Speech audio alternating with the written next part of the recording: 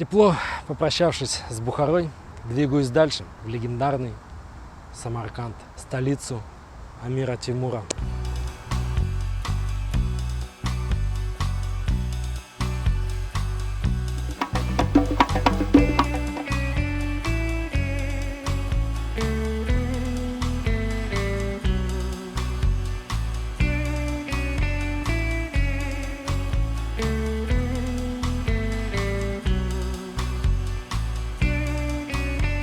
Отправной точкой города Самарканд является памятник Амиру Тимуру. Амир Тимур или Тамерлан – великий военачальник, полководец и завоеватель, основатель династии Тимуридов со столицы в Самарканде. На памятнике он изображен в полный рост во всей красе, и создается впечатление, что он до сих пор следит за порядком и благосостоянием города. Тамерлан посвятил большую часть своей жизни военным походам. Его имя вызывало страх у соседей и многих государств и народы, включая Китай и Индию, Туркменистан и Хорезм, персов и османов, а также Золотую Орду, боялись его как огня. Умер Тамерлан в дороге, отправившись в 1405 году в возрасте 68 лет покорять Китай. Правда, произошло это не в бою. Тамерлан вдруг занемог в пути и умер от неведомой болезни. Самарканд был основан в 1742 году до нашей эры, что делает его одним из древнейших городов в мировой истории, младше Рима всего на 11 лет. Самарканд, основанный в 8 веке до нашей эры, был современником Олимпийских игр Древней Греции, что подчеркивает его древнюю историю. Наивысшая точка развития Самарканда пришлась на 14 век, когда город стал столицей империи Тамерлана и династии Тимуридов. Большинство архитектурных шедевров было построено именно в этот период.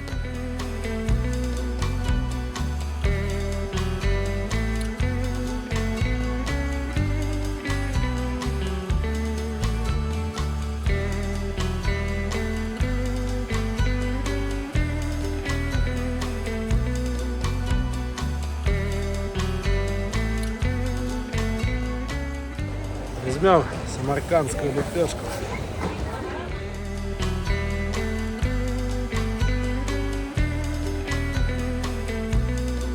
Сейчас попробуем местное мясо.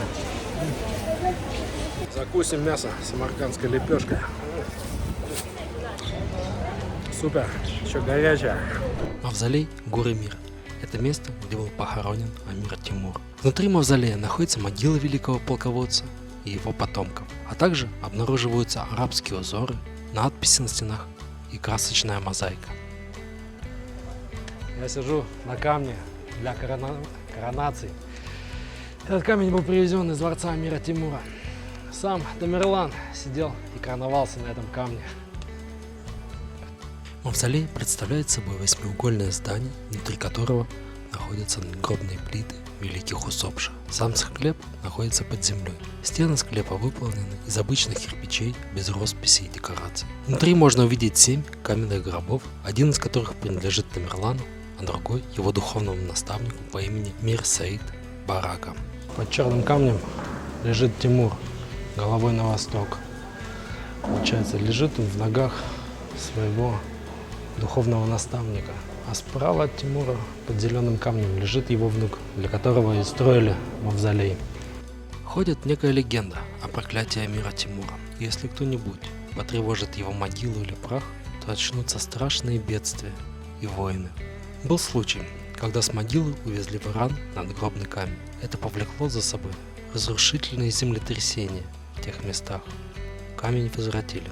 В 1941 году Сталин приказал вскрыть гробницу Тамерлана. На следующий день, 22 июня, началась Великая Отечественная война. Через год, когда останки Тамерлана вернули в мавзолей, наступил переломный момент в войне, и Советский Союз начал побеждать фашистов.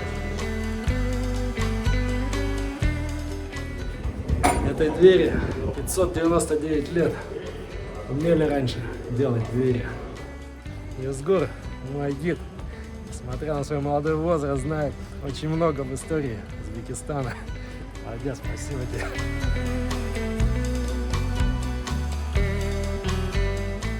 Изначально мавзолея было 4 минарета. Однако 2 из них были разрушены во время сильного землетрясения. Сейчас я стою у фундамента одного из разрушенных минаретов. Возле мавзолея располагались медресе и гостиница. Они также были разрушены во время землетрясения. Их восстанавливать уже не стали.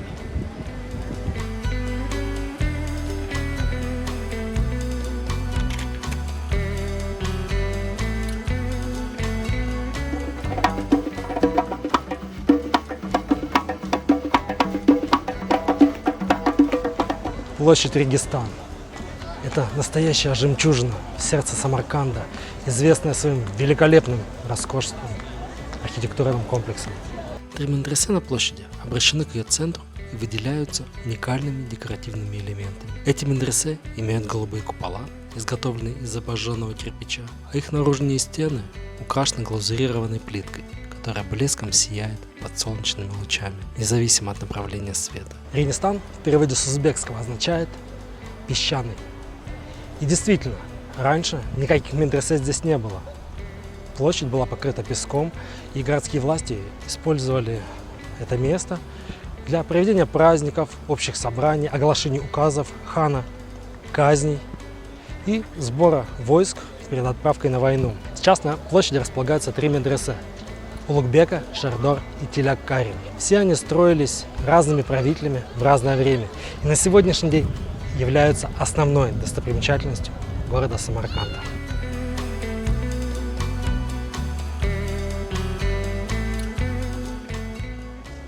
Летняя терраса Айван. Здесь проводились летние занятия с учениками.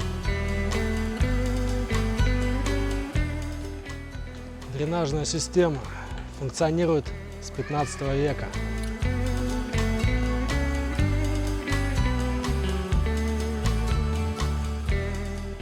Здесь находится зимняя аудитория. В зимнее время студенты обучались. В такой аудитории могло находиться до 25 человек. В таких комнатах жили студенты. На первом этаже они учились, хранили свои вещи, а на втором этаже спали. В такой комнате могло жить до 6 человек.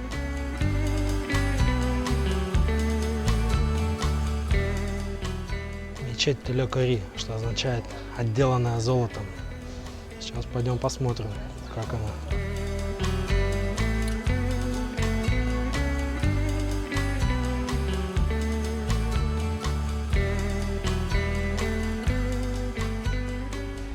Медресе Шардор, что означает «имеющий львов».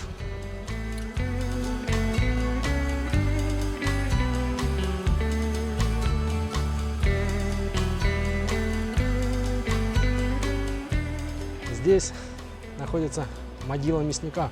Как же простой мясник мог попасть сюда, в святое место? Оказывается, когда строилась мечеть и медресе в 17 веке, а строилась она 17 лет, он бесплатно кормил мясом рабочих. И когда правитель спросил его, что же он хочет взамен, он сказал: мне ничего не нужно, просто похороните меня здесь, рядом с медресе. Самаркандский театр начал свою творческую деятельность 15 января 1914 года. Первоначально театр назывался Самаркандской мусульманской труппой. В 2016 году театр был преобразован в Самаркандский областной музыкально-драматический театр. Фонтаны Афросия были построены в XIV веке и были частью архитектурного комплекса, который включал мавзолей Улугбека и медресе Шардор. Они служили как символ величия и культурного наследия той эпохи. Фонтаны были разрушены землетрясением в 15 веке, но восстановлены в более поздние периоды. Мавзолей Рухабад построен по приказу Тамерлана в 1380 году для его духовного наставника Бухранеддина Саграджи. Мавзолей получил название Рухабад, или обитель духа, из-за святости этой личности.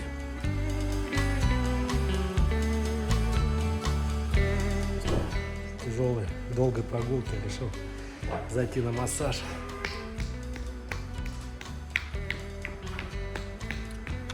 Ислам Каримов стал первым руководителем среди лидеров советских республик, который принял на себя звание президента. Его избрали президентом Узбекистана на заседании Верховного Совета Узбекской ССР 24 марта 1990 года. Прогулявшись по старинному Самарканду, вдохновившись его красотой и легендами, я вспомнил слова из Большой Касыды. «Отдай не помню, что ты отдаешь. Забудь себя, иначе подвиг ложь. Признанием насытись дополна, увидишь, что мелеет глубина. Вдруг поймешь среди пустых похвал, что вся обретшая душу потерял. Будь сам наградой высшей своей, не требуя награды от людей».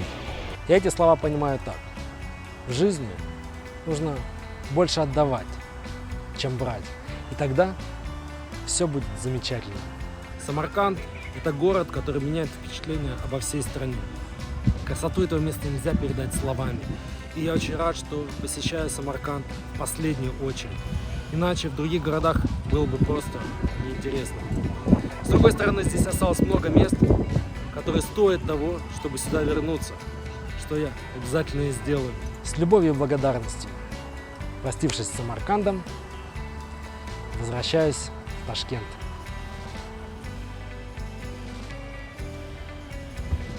И вот прошло 10 дней.